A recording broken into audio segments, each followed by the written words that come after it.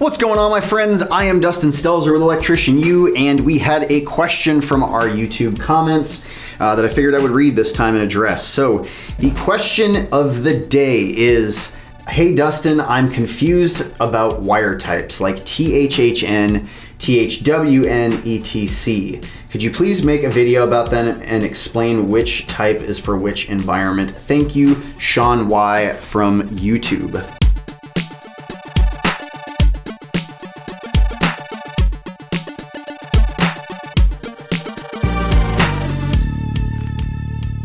Let's open up the code book.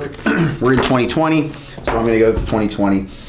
There is a part in 310, which is conductors for general wiring. So there's a few different tables that look like 310, depending on if you're looking at fixture wires, if you're looking for things like lamp cord and things like that, or if you're looking for just general conductors.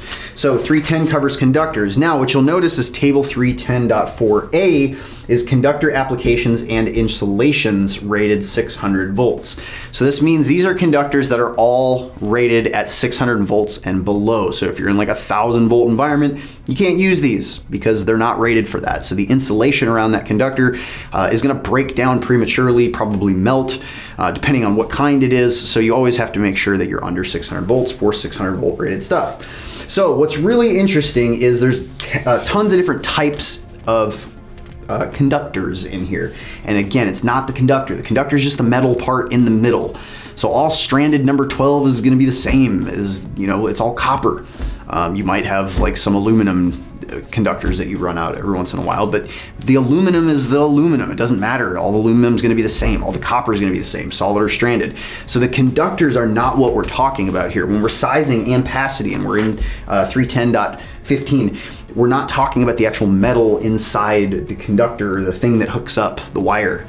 We're talking about the insulation around it, because that's the part that has all of these different ratings. That's what we're sizing our amperage for when we size conductors for things. It's all to protect that insulation, to see what the insulation can handle. So if we talk about doing things in wet environments, or we talk about things in dry or damp environments, or things that, might damage something, it's always talking about the insulation being damaged. So keep that in mind. So in 310, when we talk about all these different types of conductors, we're talking about insulation types. So this entire table, the left-hand column is the trade name. So we have things like the very first one, fluorinated ethylene propylene. I don't know what that is. That's just a crazy bunch of words. Who made those words up?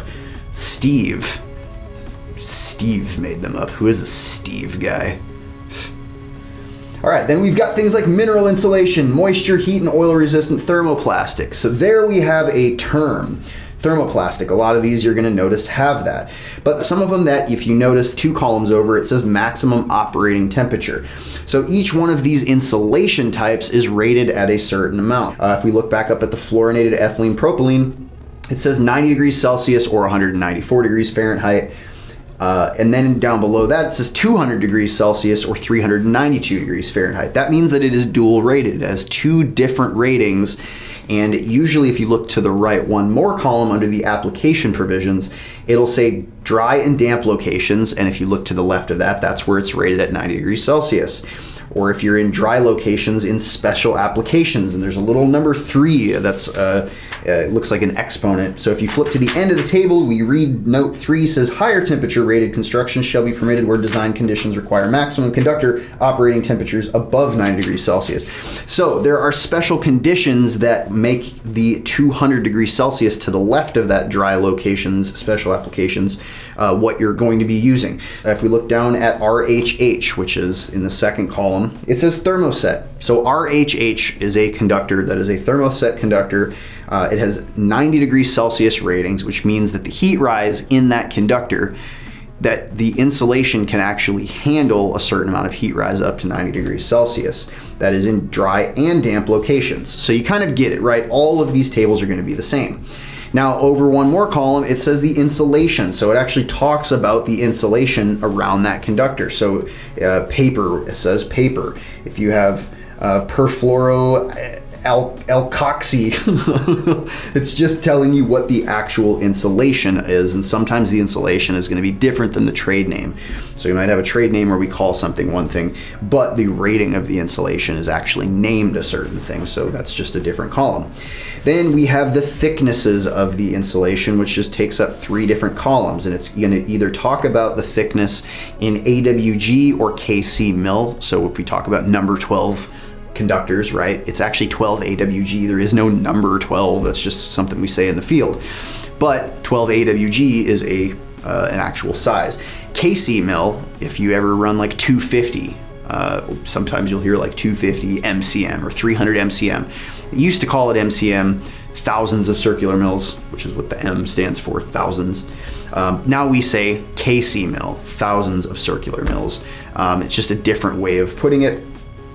So if you're looking at things for those wire sizes, you're going to be looking in that column. If you're looking in millimeters, you're not, in the US or you just use millimeters and you're in the US. I don't know, you would just use the millimeter column, or you can use mils.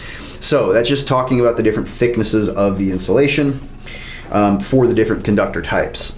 And then lastly, on the right column, we have outer covering. So the outer covering, not every single one of these insulation types is going to have an outer covering, but you'll notice sometimes when you run like THHN, there's this extra kind of clear coat, this like clear insulation or jacketing that's around the insulation, and that's just to protect it. It's this extra outer covering, so when you're pulling those conductors and they start getting scuffed, you're scuffing the outer layer, you're not actually damaging the insulation, so it'll tell you whether or not there is an outer covering.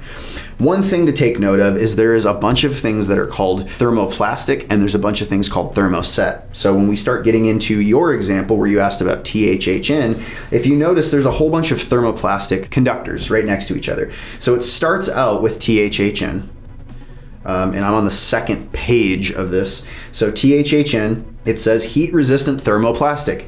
If you go down, THHW, well, it's still a THH. It's still a similar thing. And by the way, the HH, usually if there's 2 H's, it denotes that it's a 90-degree conductor. Not always, but most of the time the 2 H's means 90 degrees. 1 H will mean 75 degrees. So any kind of THH, it's usually going to be a 90-degree conductor. The THHN with the N at the end means that there's a nylon coating around the outside of it. THHW, still the same conductor pretty much. It's still the THH, so it's still heat resistant thermoplastic, but they add the W for wet environments. So now this is a moisture and heat resistant thermoplastic, so they go with THHW. Now you'll notice with THHN we have a 90 degrees Celsius insulation type, right? So we can handle a lot of heat rise in that conductor. But THHW has 2 ratings, so it can be used in dry locations or in wet locations. When it's used in a wet location, the insulation isn't as good, so you have to use the 75 degrees C. It can't handle the same kind of heat rise that it can in a dry environment. So in a dry environment, you're allowed to use the 90 degrees Celsius. Both of them are flame retardant, heat resistant thermoplastic. It's just that one of them is moisture resistant.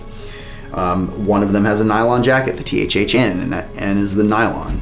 So the other one does not. Then if you move down, we have THHN, THHW, then we have THW. So TH, instead of it being rated 90 degrees, there's only 1 H, right? So that's a 75 degree conductor. But the W still denotes that you can kind of think of it as like weatherproof or like wet, right? Just thinking of moisture. That's why they use the W. So it's a very similar conductor than all the other ones. It's just instead of it being 90 degree rated, it's 75 degree rated, but there are special applications that you can use it as a 90 degree conductor as well, and that's in the notes. And then because of that whole 75 degree thing, they came out with a new conductor, which is THW-2. So THW-2 is dry and wet locations, 90 degree Celsius conductor. And it's still moisture and heat resistant. So it's technically a THHW still. It's just that really the difference is THHW has 2 different ratings for 2 different environments, whereas THW2 has 90 degrees Celsius for dry and for wet. So you don't have to take it down to 75 degrees because you're in a wet environment on that one. So still in thermoplastic, all of these are TH, right? You can kind of think of all of the TH conductors as the same conductor with little weird modifications to them. So then we've got THWN. So we've got the 1H, which denotes that it's a 75-degree conductor. We've got the W, which is moisture, right? You're going to be a wet environments. And N gives you the nylon jacketing. So that's a 75-degree conductor in dry and wet locations, but just like they did with THW, they gave a THW2, they gave a THWN and a THWN2. So now you have a 90-degree rating for the same nylon-coated wet environment conductor. So it's still a moisture and heat-resistant thermoplastic, dry and wet locations, and there is a nylon jacketing around the outside of it. Then the last one, we've got a moisture-resistant thermoplastic. So now we don't have the heat resistant properties, so it's just TW, there's no H. So it's still a thermoplastic, T, and then it's wet or moisture environment, TW. That is a 60-degree conductor. So that's not a 75-degree, that's not a 90-degree conductor. It can only handle 60 degrees of heat rise, but it gives it to you in dry and wet locations, and there is no jacketing on it.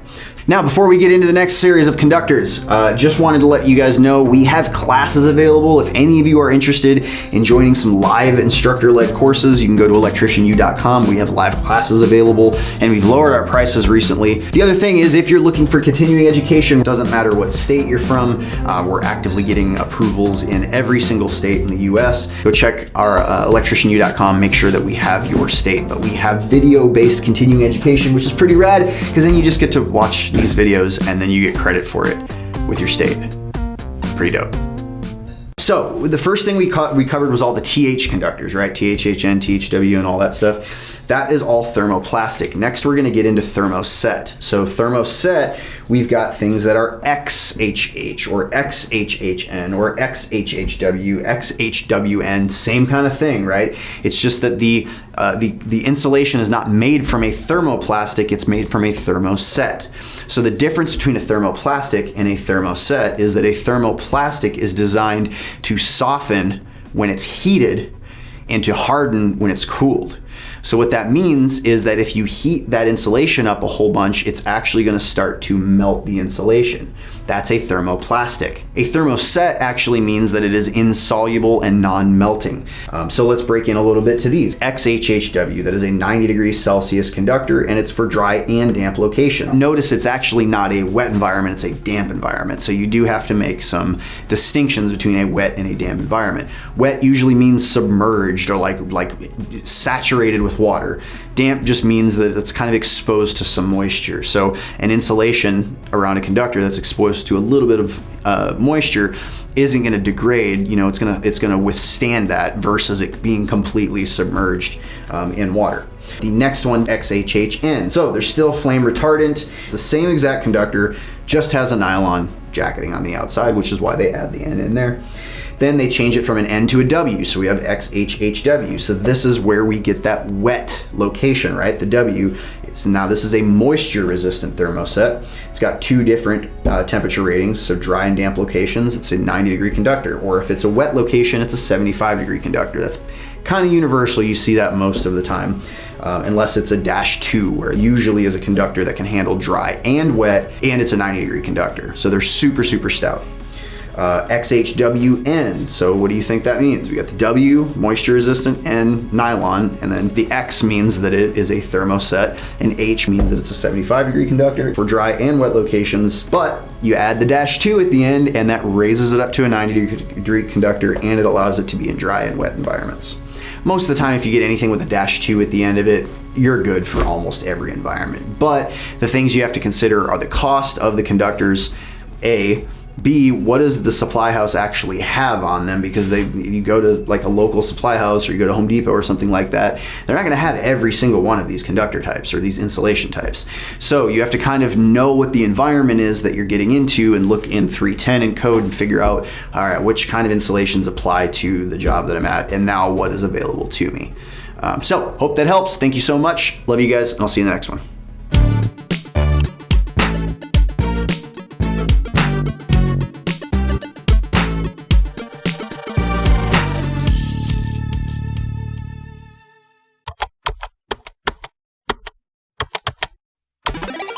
desk and music and video.